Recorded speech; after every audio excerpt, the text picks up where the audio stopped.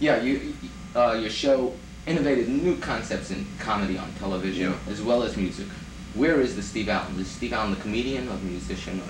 They are all pieces of the whole, Efrom. There's no one gift that I prefer to the exclusion of the others, nor is there any real reason to, for me anyway, to select among them in terms of what viewers or others think. One guy may say, I like his poetry and I hate his novels, or I like his novels and I hate his poetry, or I like his music, I hate his lyrics. So, you know, it's a free country, everybody can do that. But I was doing all these things in simplified form, of course, when I was 7 or 8 or 9 years old. I haven't added anything new, really, in many years. And at that time I was playing piano in the school assembly and writing poems for the school newspaper and acting in the school play and that sort of stuff. So I don't know why I do any of it any more than a guy that just does one thing, like playing the violin. He doesn't know why he's a good violin player. I kind of see your moods change when I see you on the air. Originally, I always thought that you thought of a mustache when you wore a mustache. That was the funniest thing. Well, mustaches are funny. I'm by no means the only comedian to put on a mustache to make myself look a little sillier. Jackie Gleason has done it. Groucho Marx is a classic example, of course. He doesn't have a real mustache. And mustaches and wigs and hats and crazy outfits go back, I guess, uncounted thousands of years into the history of humor and comedy. How many years did you do the Tonight Show? The Tonight Show, 3 years. How was it going in and trying to be funny 5 nights a week? There was no problem about that. I mean, if you're funny, you're funny, and it doesn't matter whether you're funny for 10 minutes once a year or 5 nights a week. It's the same thing. It doesn't get any harder the longer you do it. In fact, if anything, it gets easier. There's a, I didn't come here to plug my book, as we say, but there's a professor of philosophy named Thomas Ellis Caton, who is connected with the Community College of Philadelphia. And in a foreword to my latest book, he mentions that, for better or for worse, it's not necessarily a compliment, just an observation, that I do many different kinds of comedy. You mentioned, you know, ringing bells and tooting horns and stuff. And there is that little silly shtick with funny pats and wigs and bells and, you know, squeeze dolls and things. I don't know why that's funny, but who cares whether I know why? The audience laughs, which is an important thing. Then there are other forms of humor that are more literary, some perhaps even intellectual. Not much of my humor, however, I think has a philosophical content. Most of it is simply designed to make people laugh. Where do you dream up these things? Or do you just try them and see if they work? Since you have freedom, I'll just tell you the truth. I'll be damned if I know. Now, in regard to specific jokes or sketch ideas or novel ideas or whatever, it is possible to trace the point of origin. It can be anything. It can be something your sister said at breakfast and you say, well, I mean, we all have had those moments where you say, hey, Mabel, you know, that would be a great idea for a movie by Woody Allen, or whatever you think you might develop it into. So as regards verbal ideas, you can sometimes trace them back. Then sometimes there are factors in the social environment that will give you an idea. Back in the, what was called the McCarthy period, in the early 1950s, I wrote a short story which has had some continuing life ever since, a life of its own, so to speak.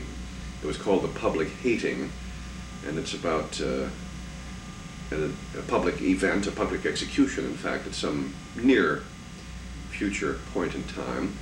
And what happens in the story is that about 80,000 people gather at a big stadium to witness an execution, but the victim is not killed by being shot or being hanged or electrocuted. He is killed by the concentrated hatred of the audience. 80,000 people hating him to death right now, and they kill him. First it begins to shrivel up his arm and so forth. And it's clear to me where I got that idea. There were so many hatred vibes flickering in the American air at that time that they almost bowled me over, even though they weren't directed at me. I just was aghast to see them flying past, you know. Yeah, the whole McCarthy trip touched a lot of people those days. As a musician, in jazz circles, you're highly respected. We're here in a jazz club. Well, as those who know jazz well know, the last thing in the world I am is a gifted jazz artist. I can write good jazz. I've written a lot of good jazz instrumentals, but I'm not a great jazz pianist by a long shot. I love jazz, however. I started out in high school working as a jazz musician in little joints and clubs around Chicago, and then later in Des Moines and Phoenix and other cities. I do play jazz, but... Hello, Steve. Hi, how are you? Come right in. Welcome to our show. Oh, it started already. That's all right. I'm sorry late. Hi. Arnold Smith. Hi, Steve. Nice to see you, Arnold. Formality, folks, before your very eyes. American history in the making. Hi, guys. Anyway, as I was saying, I love jazz, and I do a lot of jazz composing, but I would rate my abilities as a jazz pianist very low. When you're talking about informality, your show, The Tonight Show, in those days was that kind of informal television show. Yeah, it was all live, and nothing much was rehearsed, and not even very much was planned, I'm afraid. Well, we try and do about 2 of these shows a week. Great. 2 a month live, where we take phone calls with no 7-second delay. Ah, yeah. That's better than that delay stuff. Of course, the stations protect themselves legally or against... Well, all use of, we have no restriction of language, so if anybody wants to say anything, they can say it, except they're only going to make an ass of themselves if it's... Right. If it's That's one way to look at it. You said you rated yourself very low as a jazz pianist. Yeah. Your writing is not, is very much Oh yeah, jazz I would rate myself much higher as a jazz, much higher as a jazz composer. Yeah, I've had a lot of things recorded that were purely jazz writing. A Manny album did an album of 12 of my jazz things. Yeah, you remember that thing? Well, I wrote the words to that. I didn't write the tune on that. Well, I have the whole album. Oh yeah? I think it was called Torino, or Steve Allen with many albums orchestra. Or that was Alvin Nelson. You're right, that was one of Nelson, Oliver's things. Yeah, sorry. Soulful Brass, that was the name of the album, I remember now. And Les Brown recorded an album, jazz-oriented album, 12 of my things. The old Gus Pavona jazz band did. I do a lot of jazz writing. The Round Table album, which was originally on Roulette. Yeah. By golly, you know more about my records than I remember myself. Business. Mel Brooks is in comedy right now. Yeah, is great. Is at the front. Great. When I think of the shtick that Mel Brooks is using, I think of the old Tonight Show. Not in the material itself, but style. Yeah. That's a very nice compliment. The Mel Brooks style of humor, well, it primarily grows out of Mel's own creative genius, but in a larger sense, it grows out of the old Sid Caesar show, or they called it shows for a while. Basically, it was really always the Sid Caesar show. His was the central genius there, plus all those great writers, you know, Neil Simon and a lot of great names wrote for Sid over those years. But I think the 2 most original and creative comedy shows of the so-called golden age of TV comedy were Sid's show and our show. I'm not complimenting myself in that. I'm complimenting all of our writers, Louie and I, Don Knotts, Tom Poston, Bill Dana, the Smothers Brothers, you know, all the wonderful guys that were on our shows over the years. I think they were, in fact, I think our gang was really the funniest comedy family in the history of TV, and I've discovered that people often sort of blur the edges of those 2 shows into one. I've had a lot of people say to me, boy, when Carl Reiner was on your show, or you know, when you and Howie Morris used to do, and I say, no, that was Sid's show, but it's a nice compliment. And look at the people that came out of your show. I mean, the guys in your band were you know, who's what's. Doc Severinsen used to play screech trumpet, and Skitch, of course, was the conductor in the old days. Was Ernie Wilkins in the band at the time? Yeah, I think Ernie was. Probably all the good jazz guys in town went through that band at one time or another. That's where Steve and Edie cut their eye teeth, and they are very jazz-oriented. Right, yeah, they swing. Andy Williams was our singer on the old Tonight Show, and Bobby Rosengarten was our drummer. Right. Any big names? Tell me, this is getting back. You were mentioning, you'd be interested in this too, I'm sure, because it has a lot to do with what's happening on all kinds of television today. Where would you put Ernie Kovacs in this whole scheme of golden era television? Very creative indeed. Ernie had a very unusual comic gift. There was a sense in which, just standing up in front of an audience, he wasn't a comedian at all. Then there was another sense in which he was kind of a comedy genius. He had a very physical, visual comedy imagination. Most of it, if he could draw, he would have been a great cartoonist, because a lot of his jokes were essentially cartoon jokes. For example, there's a joke that Red Skelton's writers later stole and used on Red Show. The scene is a symphony orchestra thing, just a portion of it, where the man with the kettle drums is standing, 2 big white kettle drums, and he's ready to go chittle-boom, boom, boom, you know, when the moment comes. And the moment comes, and he goes chittle-boom, boom, except at that moment you discover that that was not white drumhead, it was 2 big cauldrons of milk. And the guy practically falls into the milk, you know. Now that's brilliant, and it's a cartoon joke, essentially. You could see it in a magazine and still laugh. And that was really typical of Ernie's comic imagination, was visual, physical shtick. Well, the great splicing, all the splicing business started with him. Splicing, people coming out of the bathtub, that famous coming out of the bathtub scene, which laughing, there would be this woman sitting in a bathtub, and various people would start popping out of this bathtub. Oh, I see. Guys in tuxedos, plumbers, Shakespearean actors in costume, cowboys. I see what you mean. And well, Laugh-In used that extensively. In fact, their first yeah. shows used to have a little bird put special thanks to Ernie Kovacs. Yeah. You put the camera out on the street. On the street, yeah. Out on the street. Were there ever any times when you had that camera out on the street where you couldn't air it and something really hilarious? No, for one thing, in the old days it was all live, so whatever happened, there it was, you know. But almost nothing that ever happened in the street was inherently funny. Nevertheless, it came to any more than if you look out on the street now, you'll say, "Oh, how hysterical 44th Street is," you know, or 33rd Street is. True. But what would happen is, suddenly you'd see, you know, two fat old women with shopping bags walking down the street, and maybe the piano player would like underscore the thing musically and play Elephant Walk, or you know, just making up a situation. Right. And then I'd make some funny comments, hopefully, about the two ladies, and then the audience would laugh at it. And that may not sound like much of a reason, that last one, for making it funny, but it was. If we had done that same bit with no audience, it wouldn't have seemed nearly so funny. To me, an audience is almost like a musical instrument, and I literally play them, you know, and if they're like in tune and giving me a lot back, I get funnier. On nights when it's raining out, or, you know, Eisenhower died, or for whatever reason they're all kind of quiet, I become a much quieter comedian. I turn into a Art Linkletter or something. Do you see a future for live television? A live type Johnny Carson show, or a live Tonight Show? I hope so, but I would not predict it. The experiment that Howard Cosell is making doesn't seem to be making it rating-wise, although that almost certainly has something to do with the competition he's facing on the other networks, because it's as good a show as the Ed Sullivan Show ever was, and that show was popular for over 20 years. It's the same show, as a matter of fact. Whoever's the big news this week, you know, you put them on and that's it. Live TV will always, obviously, be a little more sloppy as regards production values than tape stuff, but... Don't you think people want to see... Yeah, I think if they know it's live, I hope that ABC isn't really dumb enough to just cancel Howard's show after 13 weeks or any weeks. They should put it in another spot if it's in trouble where it is, and, you know, then if it bombs 2 or 3 times, that's another matter. Taping before a live audience, you were mentioning audiences. They used to use laugh tracks. It's a big stink about laugh tracks, because laughter begets laughter, just like applause begets applause. And when they say tape before a live audience, do you think that is where the future lies? Well, yeah, that works so well for the Mary Tyler Moore Show and All in the Family and all those great situation comedy shows. The art of situation comedy, quite clearly, has developed far beyond the capabilities of the 1950s. The only situation show from the 50s which holds up at all now, and even it, great as it is, isn't as good as All in the Family and the others, is The Honeymooners. That's still mighty funny stuff.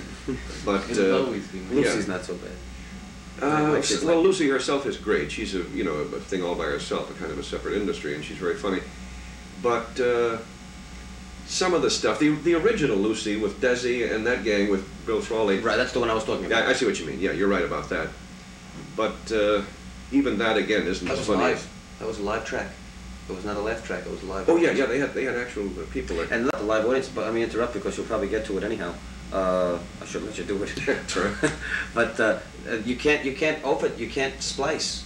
I mean you can't say let's cut another take, because the laughter won't be the same the second time around. So you've got to make it. Once in a great while, they will have to do that if somebody makes a bad mistake. There is a little editing on these shows. Sometimes, in fact, they will even tape 2 shows and use chunks from each one. But everything you're seeing is still the real thing. It's not, something they send in from Montana and taped a laugh after. Where do you think TV is going to go? Oh, I think just straight ahead with, the American people. Right there. At any given moment, most of what is produced in any field of the arts is trash. That was true in the golden age of the 1950s and in 1492 or any other time. Most music is trash, most books are trash, and so forth. So that's nothing new, that's the case today. In many respects, television has improved in the coverage of sports events, for example, the technical coverage. It's incredible what they can do now. They have made it a drag to go to a live game, You say, hey, I want to see that play again. Was he safe at home base? Or they interfered with it to play? Right. The umpires are now living nervously because their goofs are, discovered a minute later. So all those things represent improvements. If you look at some of the, even the quite good shows of the 50s in the news and documentary area, they now have a very primitive look. They almost look like something you'd see at a local station in Terre Haute, Indiana today, a little rough around the edges. So in those senses, TV production techniques have become much more sophisticated. TV is better in almost every area except the one area of big capital C comedy, you know, real sketch comedy by actual professional comedians. That's not happening now. Well, television, big dollars, big money, big costs. I kind of get the impression, even watching the Tonight Show now, Johnny Carson has certain skits that work for him, certain characters that work for him, but he initiated those characters by experimenting with them. Yet you don't see him going out now and developing any new characters. Yeah, that's true. I think I'll have to judge on that, because the show is an institution. After 3 years of me and 5 years of Jack Parr and 10 million years now of Johnny. Forget Jerry Lester. Well, he was Broadway Open House. Right. It was a different kind of a thing. Great show, but it was different than the Tonight Show. I think he's the best at what he does. Yeah, he does a great job. There's nothing you could do to improve him. But you know, for any of us, people either dig us or they don't. So he's straight. The show is an institution.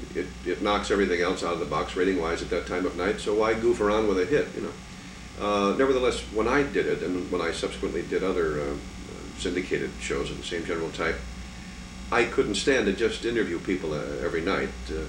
So I didn't do that. Like on the old Tonight Show, one night we might book the Basie Band and have 90 minutes of, you know, the Basie Band and Joe Williams and things like that. Or another night we might have a debate about some important issue, 2 people on each side. I use the show as a definitely experimental laboratory. One night we even introduced what was sort of an on-the-air pilot for a dramatic series. It was called The Psychiatrist. It was about years before television was ready for it. NBC eventually put on the same show with, believe it or not, the same title. I never heard it. I never got a check for it, but anyway, that's how we used to use the show. You know? The showcase places are really gone for entertainers. Yeah, they're certainly diminished. One of the areas now that's opening is what we're doing here is with cable TV.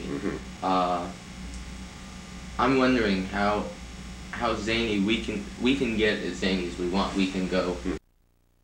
There's nudity on the cable. There's, you know, incredible amount of leeway that we have to play with. Nudity and leeway often go together. One of the questions I want to ask you. Maybe an area that can be researched out in terms of a place, a forum for new talent might be on the cable system. Yeah, it'd be a great idea. I think you'd want to set up a studio audience situation, because it's kind of hard to be funny with 2 people looking at you and them busy with their cameras. But if you could get about 63 people into a room with your cameras, I think young comics would be Monty Python is a television phenomenon. Started out late night, Sunday night, Channel 13 as an import. But it was, you know, it was just that Channel 13 late. Yeah, people are really desperate for that kind of comedy. Everybody I run into, truck drivers, cab drivers, priests, nuns, rabbis, dentists, everybody is aware of that except the guys that run the networks. Can't figure out how they're so isolated. It's like they live in the White House.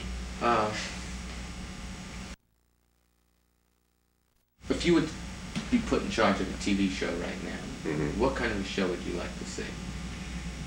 You know what I'd like to be in charge of if it happens? In fact, I've already spoken to Sid about it. I heard a rumor a few weeks ago that the Sid Caesar show was going to be brought back or put on, which is the greatest thing I've heard maybe my whole life.